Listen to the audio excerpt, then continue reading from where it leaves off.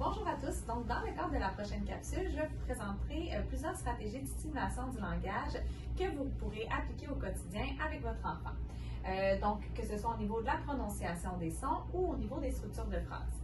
Tout d'abord, c'est toujours important de se placer à la hauteur de votre enfant et d'avoir son attention parce que, bien entendu, si on veut lui redonner un modèle, il faut que l'enfant soit disponible au moment de notre modèle verbal.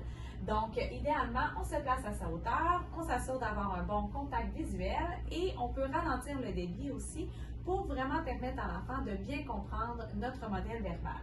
Par exemple, s'il fait une erreur au niveau de la prononciation, on peut lui redonner le modèle en mettant de la saillance sur le son qui a été plus difficilement prononcé. Par exemple, si il vous mentionne un cheval au lieu d'un cheval, on pourrait lui mentionner c'est un très beau cheval pour vraiment s'assurer qu'il puisse bien entendre la bonne prononciation du son. Si votre enfant ne répète pas, on ne met pas d'emphase là-dessus, on ne demande pas de répéter parce qu'on veut éviter toute frustration de la part d'enfant. Par contre, s'il répète mais que ce n'est pas la bonne façon encore de prononcer, on le félicite tout de même parce qu'il a fait l'effort de répéter.